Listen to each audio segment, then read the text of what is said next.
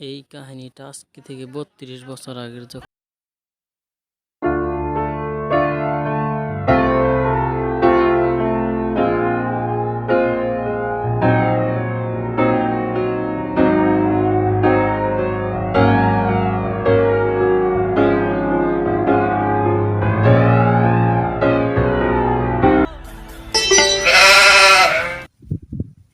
রাজা সাহেব, আমাদের গ্রামে কিন্তু মানুষের অতি দরিদ্র বেড়ে গেছে।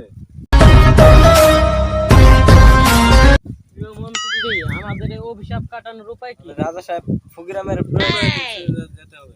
সেটাই করা যাক। মন্ত্রী, চলো।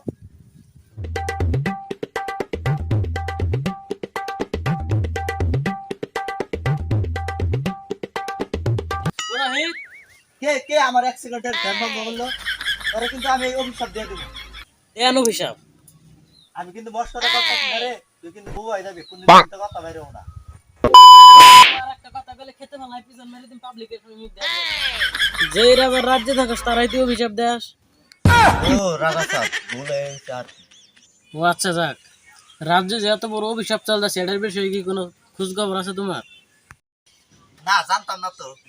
ফেসবুকে তো ওকে স্ট্যাটাস মারা যায়। আচ্ছা, এই অভিশাপ কেমনে কাটামো এর একটা উপায় বের করো। রাখ। ডার্লিং তেরে লিয়ে মন্নি বানাম হই। এটা কি আছিল? কেন রাজা সাহেব? মন্ত্র।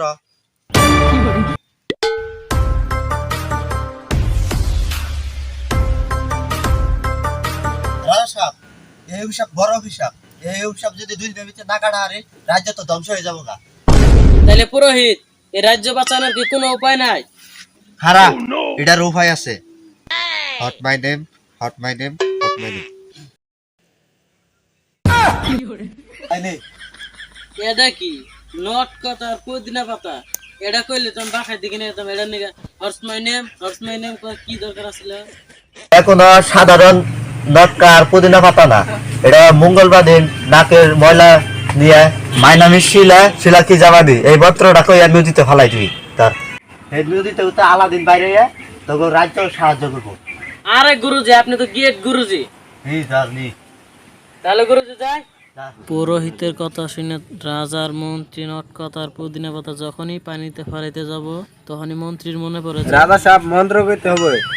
মন্ত্র কইতো। মন্ত্রটা জানি কে চাল শিলা নানি মন্ত্র। রাজা সাহেব, মন্ত্র মনে করছে? কি মন্ত্র? मैं पानी पानी हो गया। ও মে পানি পানি হো গায়া।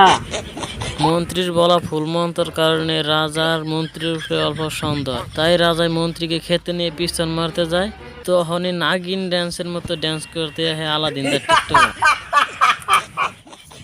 অলৌকিক শক্তিওয়ালা আনোয়ার হোসেন আলাদিন।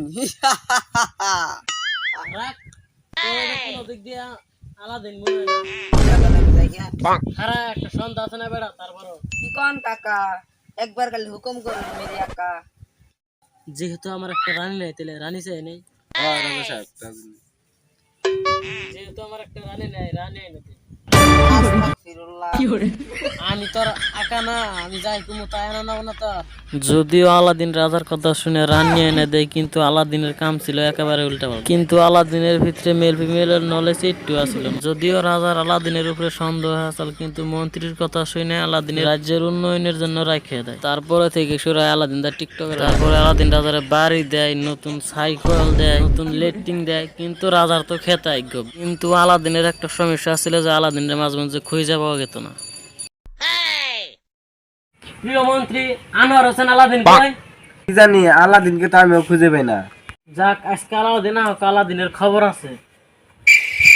তেরি প্যার কর দো আখিয়া।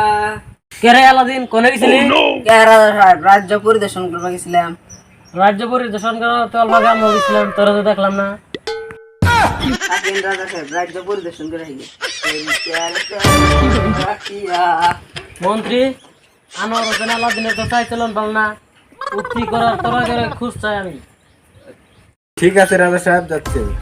রাজার কথা শুনে মন্ত্রীও আলাদিনের পিছন মারতে না, মানে পিছনে পিছনে যায়। আলাদিনটা যেটা করতে সেটার জন্য মন্ত্রী নিজেও প্রস্তুত ছিল না।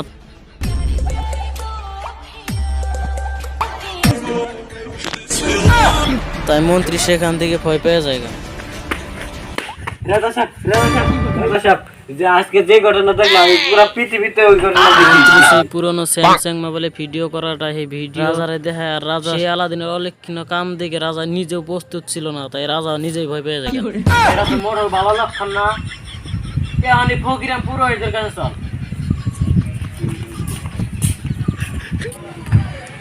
হ্যালো ফিয়ার, এই ভিডিওর নেক্সট পার্ট পেতে হলে এই চ্যানেলটাকে সাবস্ক্রাইব করুন আর লাইক কমেন্ট শেয়ার।